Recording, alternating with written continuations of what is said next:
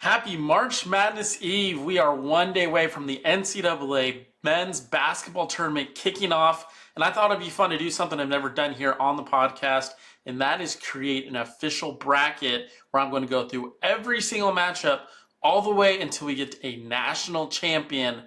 So I've pulled up here the NCAA official site. And what I'm going to do is I'm going to go through and choose every single winner of every single game, give you my analysis on this. Now, if you're listening to this on the podcast, I'm sorry, this isn't going to be the most friendly audio show that I've ever done. However, I do believe it's going to be a great video to watch here on YouTube.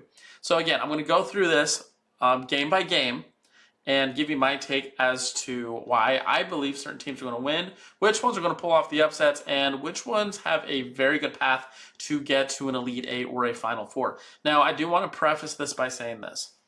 I love college basketball. This is a Big 12 podcast. I do not watch the Colonial League for fun. I do not watch the NEAC League for fun. I love Cinderella stories. I love the upsets, but although I have ESPN Plus, I don't spend my time watching a lot of games outside of the Big 12 Conference or marquee games that you'll get either on a Monday night or, a Saturday afternoon. So with that kind of off to the side, here are my takes. We're going to start up here in the corner. Duke and Siena.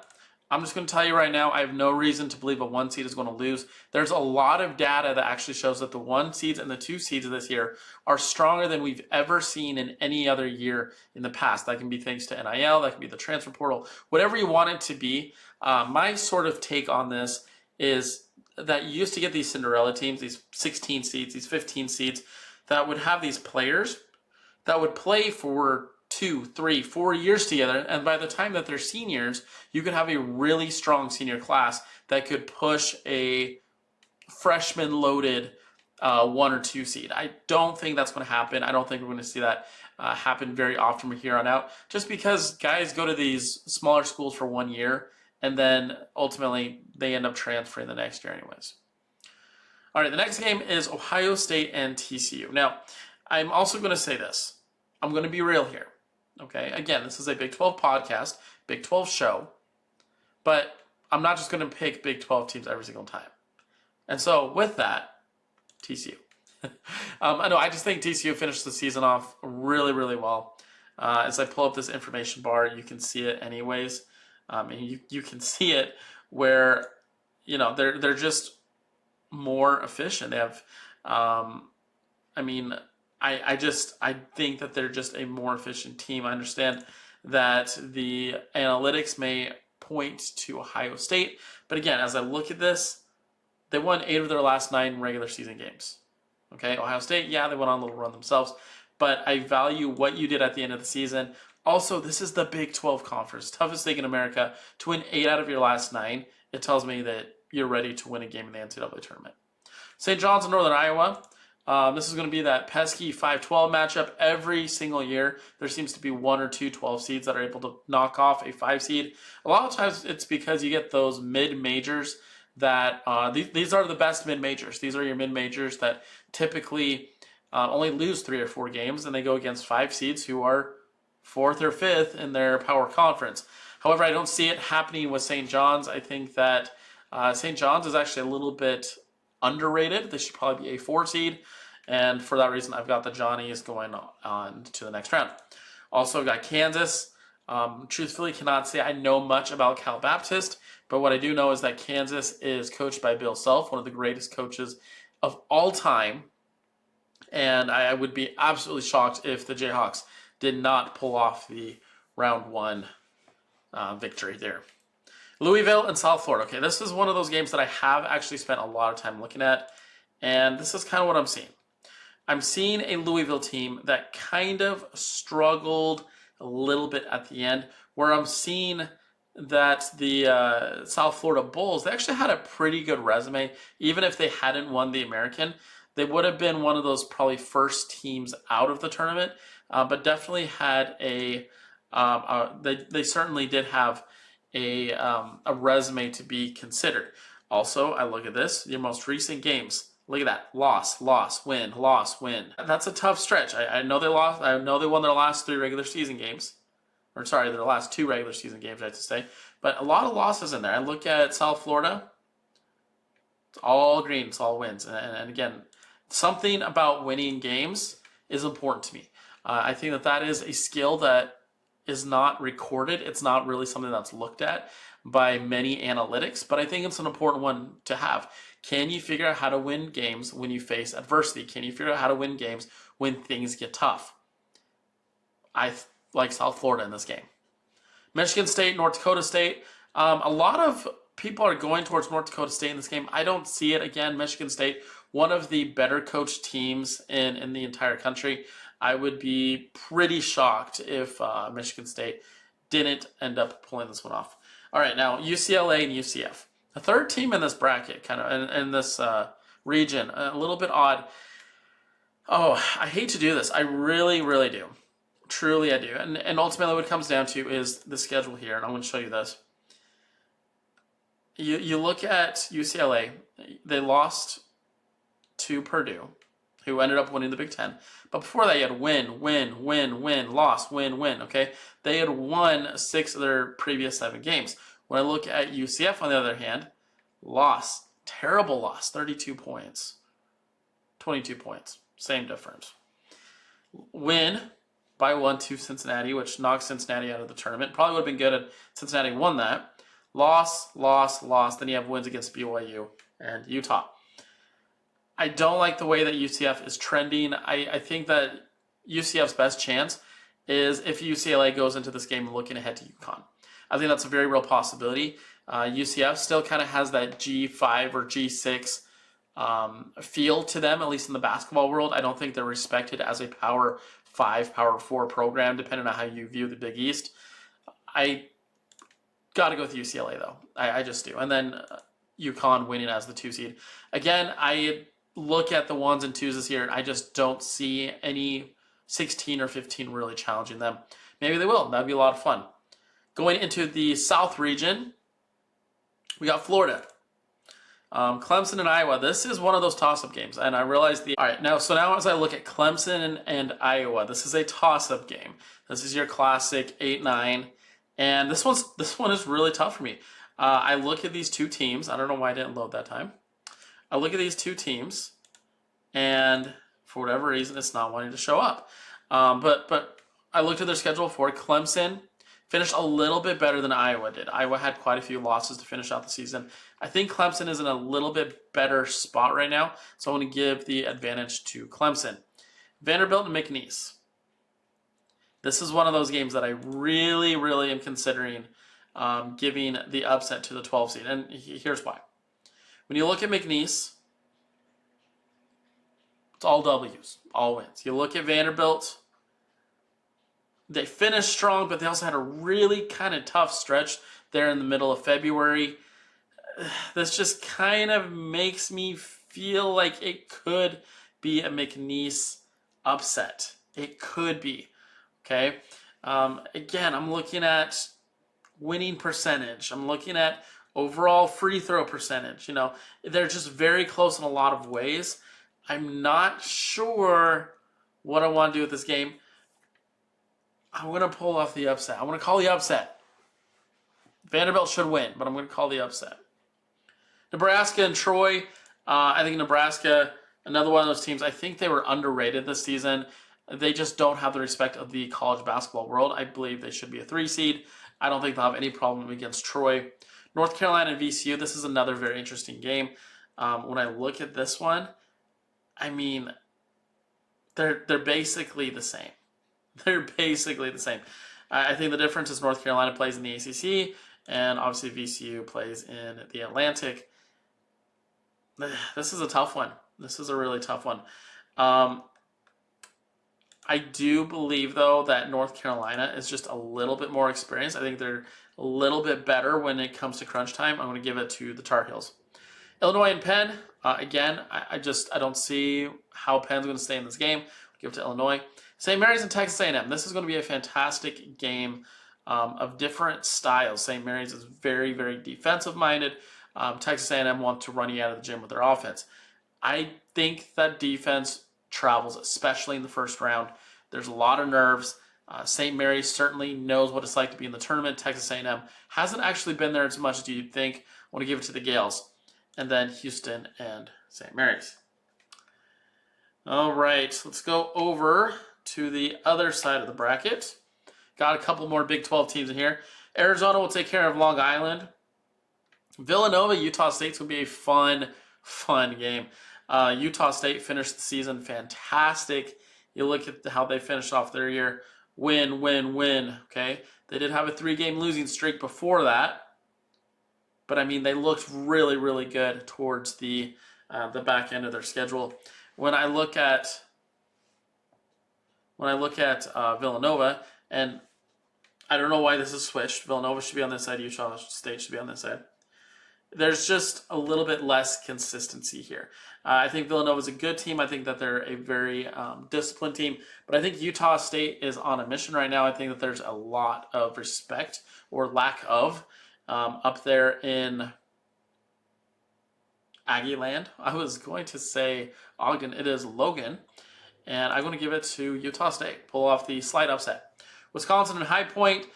This one is, again, a game that can get a little bit weird. I do think Wisconsin is the better team.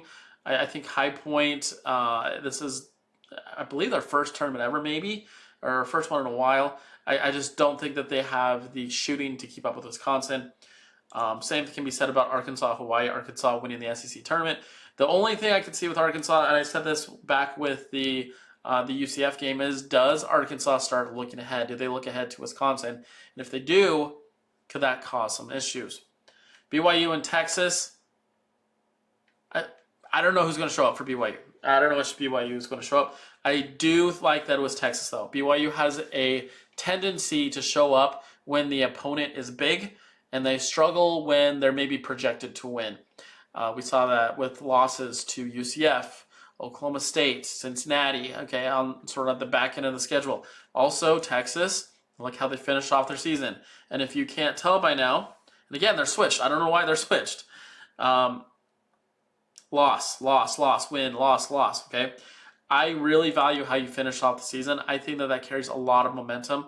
That being said, Texas did just beat NC State. Okay, BYU is coming off of a loss. A close loss to Houston, but a loss. Texas just came off of a win. They got the nerves out. I think that that's a huge advantage for the Longhorns, but I do believe BYU is the better team, and they're going to show up. Kennesaw State, Gonzaga. Again, Gonzaga. They've been here so many times. They know what it's like to get out of the first round. They know what it's like to get to Sweet 16s, and I don't think they're going to have any issue there. Miami and Missouri. This is another one of those games that I look at where, for Miami, they were kind of a mixed bag. As for Missouri, they lost their last 3, including a tough loss to Oklahoma. I think that Miami's in a little bit better spot and deserves the 7 seed. I think they're going to win this game. And then Purdue is going to win that game as well. Going into the Midwest, we got Michigan against Howard. Again, 1 seed is going to roll. Georgia versus St. Louis. This is an ugly game. This is a game of 2 teams. You'll see this right here as I pull up their schedule. That did not finish off their season how they would have liked. Now, Georgia finished off okay-ish, but if you look at their wins, Mississippi State didn't make the tournament. South Carolina didn't make the tournament. Lost to Ole Miss. Lost to Vanderbilt. Okay? You look at St. Louis, lost to Dayton, lost to George Mason, lost to Dayton again, lost to Rhode Island. Truthfully, St. Louis was a very good team in the beginning and middle part of the season. They did not finish out super well, so I'm going to give it to Georgia. Texas Tech and Akron. Whew. Now this little pod right here, this little 4-game pod right here, very interesting. Okay, Alabama obviously going through a lot of legal issues, like they have been and always seem to be. Texas Tech still recovering from the Toppin situation, but you have to remember Texas Tech actually had quite a few good games prior to the Big 12 tournament. I want to bring those up right here, where they had 3 straight losses. Before that, they beat Iowa State, they beat Cincinnati, they beat Kansas State, they had a win against Arizona. Okay, all without JT Toppin.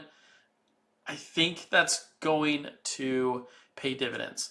And I think that it's going to be a close game. I think this is definitely a potential upset, but I'm going to give the Red Raiders the nod here. Alabama versus Hofstra. I do believe they're more athletic. They've just got more in the tank. I'm going to give the advantage to Alabama. Tennessee, and it's looking like Miami of Ohio. Now, I'm recording this game as Miami is playing in their first round game against SMU. They're currently up by 10 around halftime. I'm going to assume Miami is going to win this game. I want to give it to Miami. I think Miami's on a mission. I think they've got the nation behind them. I think that they're going to win this game. Virginia and Wright State, again, top 3 seeds. I'm probably just not going to call the upset there. Kentucky, Santa Clara. I think Santa Clara's going to win this game. I really do. I think that, you look at money lines and things like that. I think the reason why Kentucky's favored is because they're Kentucky. When you actually look at Santa Clara, they are a very, very good team. Losing to Gonzaga in the championship game. Before that, they'd beaten St. Mary's. After losing to St. Mary's, okay, they ran through their schedule, really not losing any big games. Whereas Kentucky, they were a mixed bag throughout the whole entire season. They did finish a little stronger than where they started the season, but I'm calling the upset for Santa Clara, and then Iowa State taking down Tennessee State. So that is the first round. Now let's go through the second round. I'm actually going to do this backwards now so that I'm not scrolling every which way direction. And we're going to start off with right here, Santa Clara, Iowa State. I think Iowa State shoots the ball too well. I think their defense is too good. They're more athletic than Santa Clara. I think they're going to roll in this game. Miami of Ohio versus Virginia. This will be an interesting, very, very interesting matchup. When you look at the matchup analysis and you look at these two teams, they're just better. They're just better. And it's not going to let me show Miami of Ohio. I do believe that there's going to be that initial rush. They're going to probably win tonight against SMU. They're going to pull off the upset against Tennessee. Suddenly you have the Cinderella story going on. Suddenly you have the national attention, people saying, hey, they deserve to be here, which they absolutely did. And if they pull off the upset against Tennessee, forget it. Okay, they absolutely deserve to be in. I can't believe people are really considering Auburn over this team, who barely survived against, what was it, Southern Alabama or something last night in the NIT. I do think that their journey comes to an end against Virginia. I think Virginia, again, historically is a good team in March, and I think that's going to carry over. As we go into the next game, Texas Tech, Alabama. I think this is very interesting.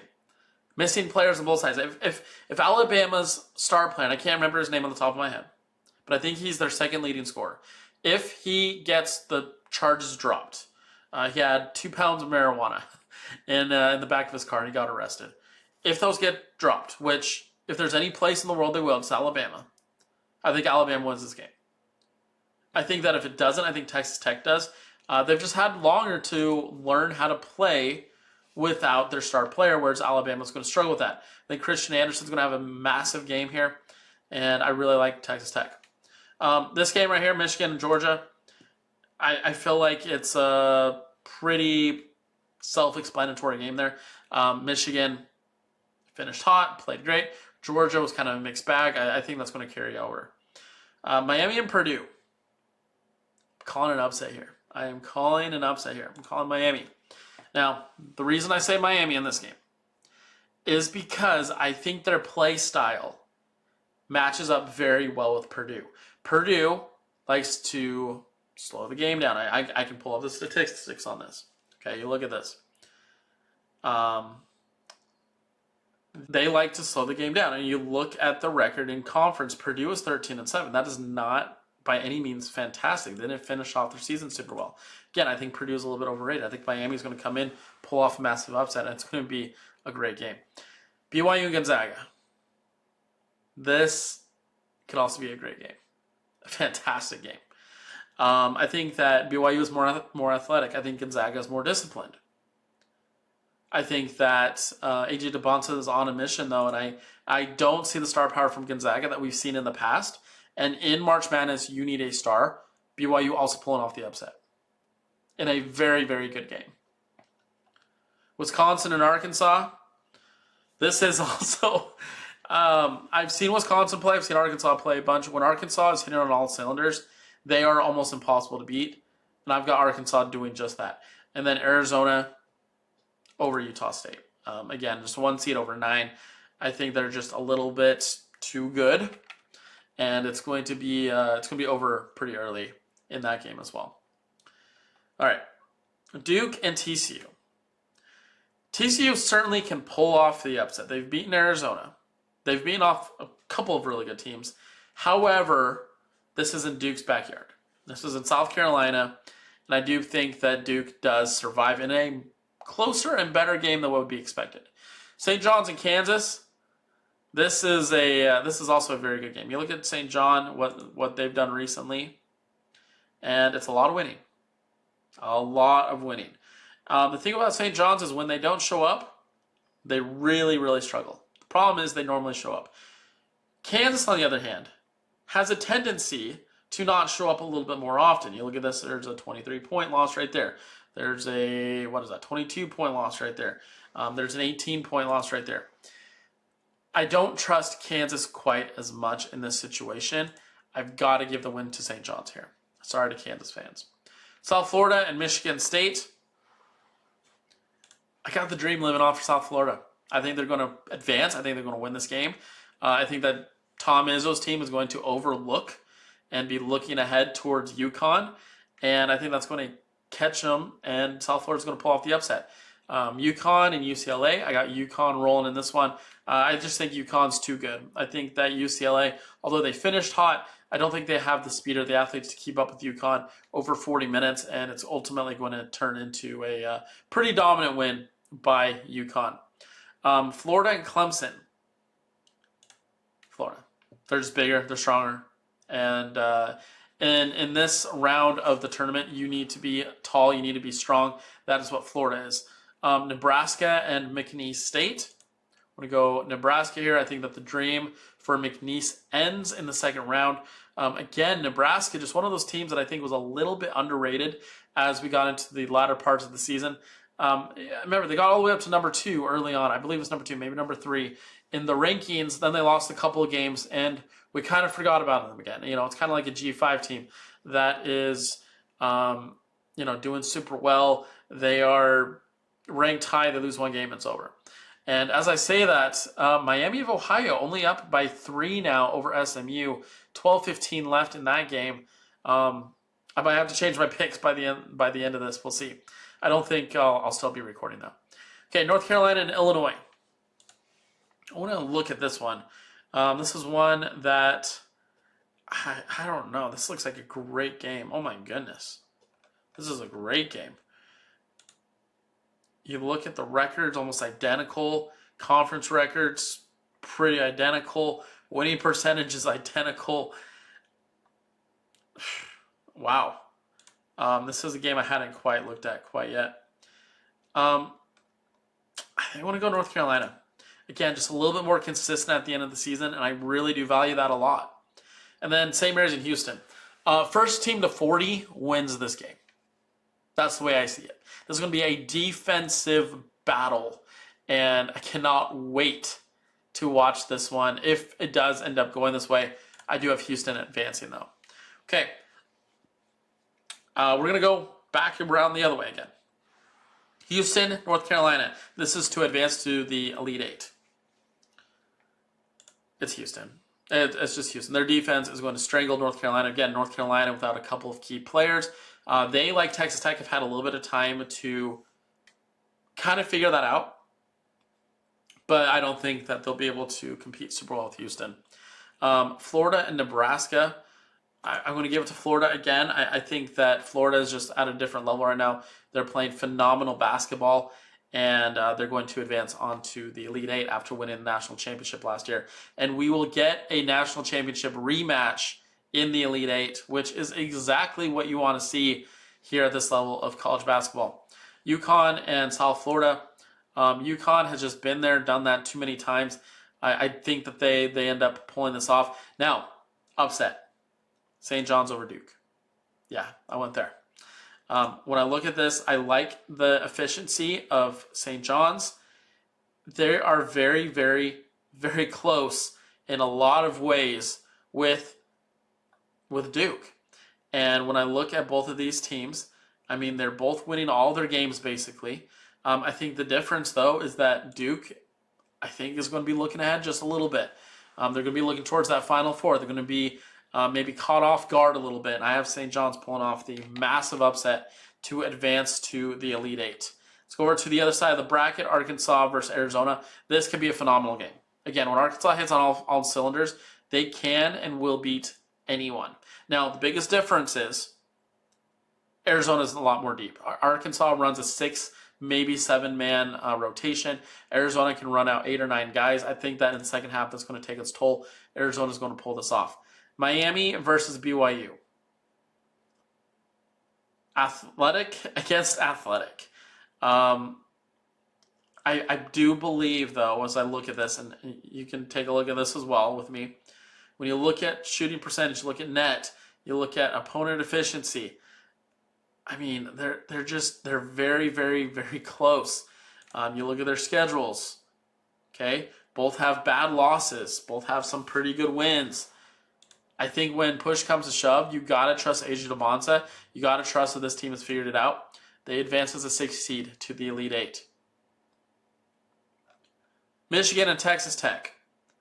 I think that if JT Toppin is healthy, I think this is a great game. I think this is a game that could go Texas Tech's way. However, because of the injury, I do think there's just going to be a lack of talent there. Michigan is just going to be bigger, stronger, better, and it's going to advance. As for Virginia and Iowa State, I feel like there's a bigger gap than there probably appears to be. Again, I'm going to pull this up here.